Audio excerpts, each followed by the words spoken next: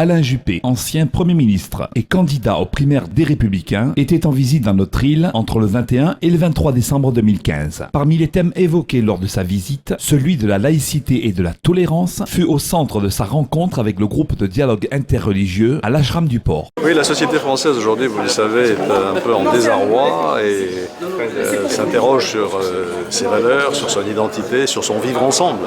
Ce qui m'a frappé ici, c'est la façon dont toutes les grandes religions, toutes les spiritualités sont parvenues à créer précisément ce vivre ensemble. Ce n'est pas nouveau, ça peut s'expliquer par des conditions particulières, historiques, géographiques, mais enfin c'est extrêmement frappant de voir ici catholiques, protestants, sunnites, chiites, bouddhistes, hindouistes, je viens d'oublier, travailler dans un état d'esprit de compréhension mutuelle et de fraternité. Effectivement, j'ai été particulièrement impressionné de voir chiites et sunnites côte à côte.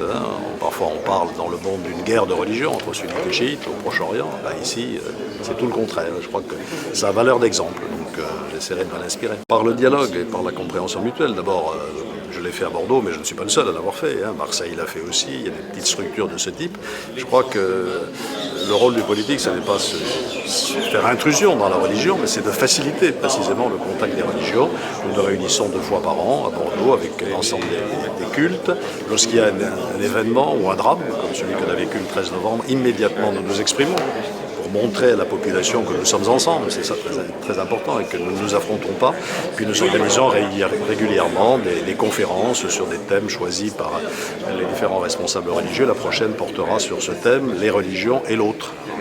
On va quand même rappeler aujourd'hui que les religions, quelles qu'elles soient, et en particulier la mienne, la religion catholique, c'est pas l'exclusion de l'autre, c'est au contraire le respect de l'autre, et même l'accueil de l'autre et l'amour du prochain. Voilà des valeurs qui sont importantes, chacun dans son rôle, les politiques dans la sphère politique et les religieux dans la sphère spirituelle, mais il faut se parler. La loi de 1905 a été le terme d'un combat, au siècle dernier, non, le siècle d'avant encore, au 19e siècle, entre l'Église catholique, qui à l'époque ne reconnaissait pas la République, qui voulait la monarchie, et puis la République elle-même. Mais c'est fini, ça, c'est complètement derrière nous, et aujourd'hui la laïcité n'a plus cette valeur de confrontation. La laïcité, c'est d'abord la garantie donnée par la République à chaque citoyen qui peut choisir sa religion et la pratiquer, ou aucune, naturellement, quand on n'est pas croyant. Avec en sens inverse, le respect par les religions des lois républicaines et la non-interférence de la religion dans la sphère civile. Voilà ce que c'est que la laïcité aujourd'hui, et je pense qu'elle est plus actuelle que jamais, et qu'ici elle est bien comprise. Nos jeunes sont à la fois les plus vulnérables, puisque par définition, ils commencent leur cursus de formation, peut-être en même temps les plus ouverts et les plus généreux, parce qu'ils n'ont pas été encore, recroquevillés dans l'égoïsme par la vie, comme ça arrive parfois avec le temps. Et donc il faut s'adresser à eux tout particulièrement parce qu'ils sont l'objet, à l'heure actuelle, vous avez raison de le rappeler, d'entreprises de radicalisation qui vont à l'encontre de toutes les valeurs qu'on vient d'évoquer ici. La radicalisation, c'est le rejet, c'est la haine, c'est la mort, c'est la barbarie, tel qu'on le voit à l'œuvre dans certaines de nos sociétés. Donc il faut y attacher une importance particulière et faire passer au contraire des messages de fraternité. Ça passe par l'éducation.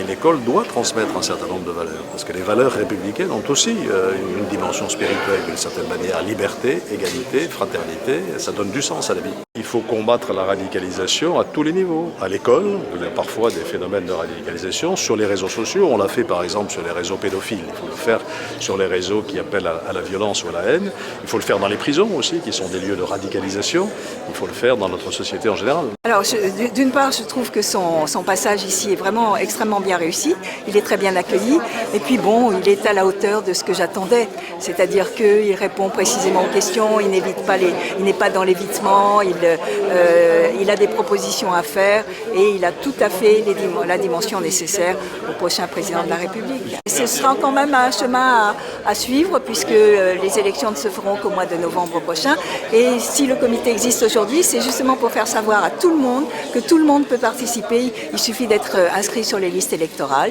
et c'est ouvert à tout le monde, il n'y a pas de nécessité à être inscrit aux Républicains pour y participer afin que nous le menions à la victoire de cette primaire. Moi, j'étais pas venu depuis 2002, donc ça fait 13 ans maintenant, et je suis impressionné, au moins visuellement, par les changements de modernisation, d'équipement, de qualité de l'environnement urbain et rural. Alors, Je sais les difficultés qui par ailleurs demeurent, en particulier en termes de chômage, mais il y a une vraie modernisation de l'île que je trouve très apparente et très encourageante. Je ne sais pas si c'est ma loi qui a fait ça, c'était une idée toute simple qui consistait à, au fond, mettre en place une TVA sociale, c'est-à-dire diminuer les charges et à l'époque on avait un peu augmenté la TVA et donc ça a été le début de toute une série de politiques qui ont été mises en place par d'autres gouvernements que celui auquel j'appartenais également.